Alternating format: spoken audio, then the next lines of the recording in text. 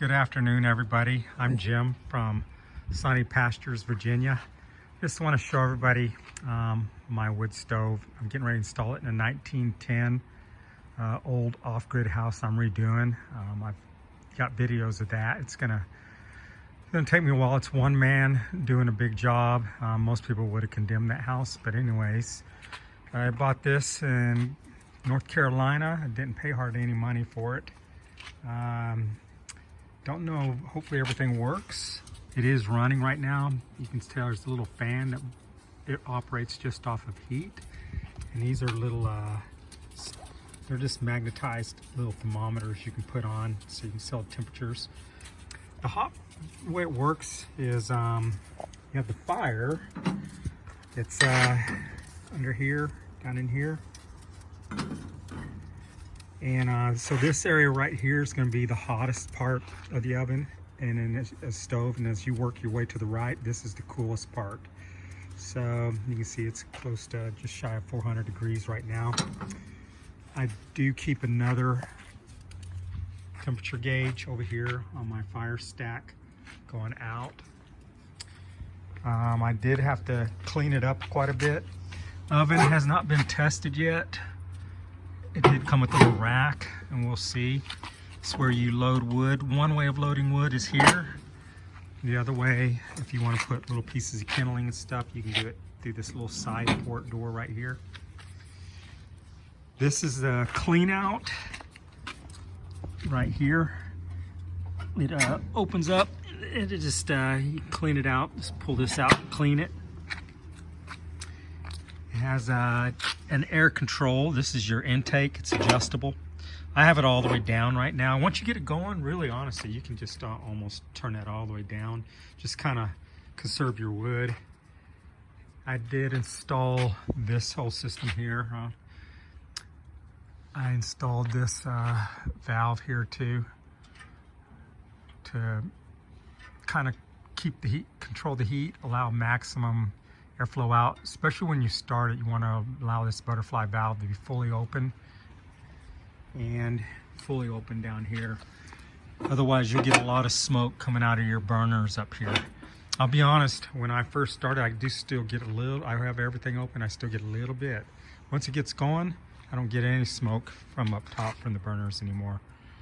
I think the hardest thing is, you know, you gotta, if they're old, you gotta clean it up. And a lot of people use steel wool with the glove and any type of stove polish. There's a whole bunch of different ones. I don't know which ones are the best.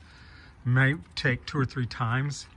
You know, just honestly, with the steel wool, just scrub it down really good with that. It helps take all the rust same time you're polishing it. This one came with 2 different high temperature Rust-Oleum paints.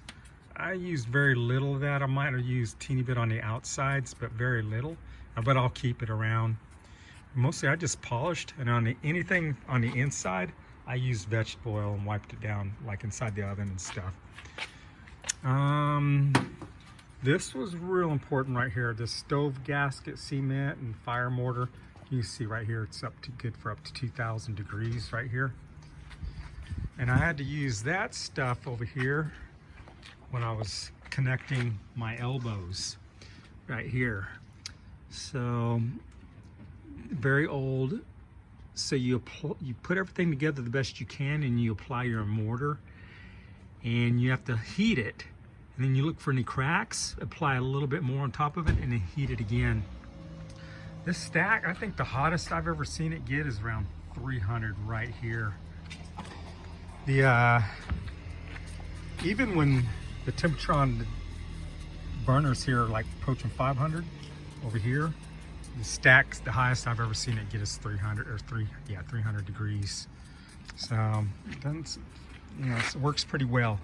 I would say one really important thing is this elbow that came with it out.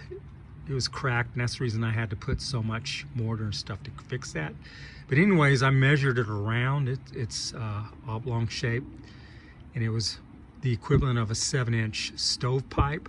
So I went 8 inches up here on top, and I'm gonna go really high when I install it in the house. I'm gonna put it pretty high up. I'm really paranoid I won't have a good draw, and I'll be lighting this thing in the house and all the smoke's just gonna come out inside the house. You know, and I've seen videos of people starting with stoves and just wood burners and stuff like that, and they don't have a proper draw, and you will know it. You definitely will know it.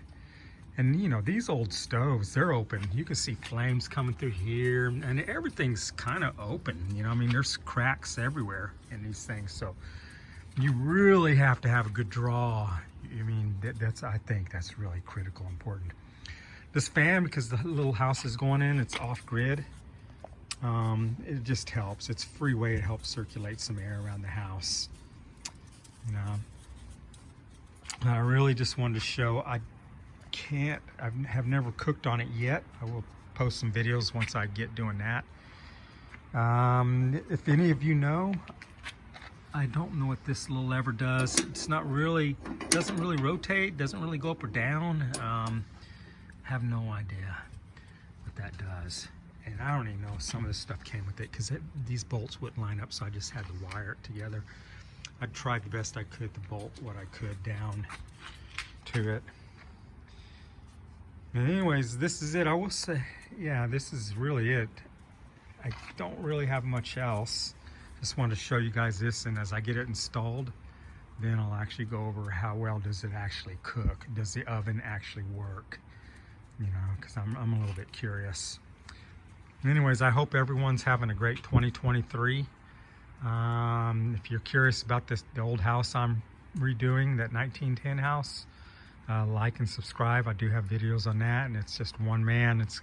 I'm really pushing hard in the next month to be almost done with it. And if you see it, you're gonna be like, there's just no way that guy can do all that.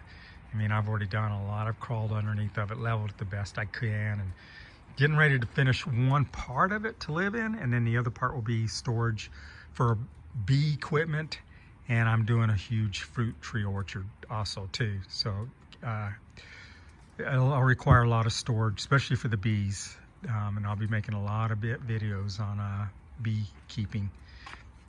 All right, guys, you guys take care, and I hope everyone has a great day.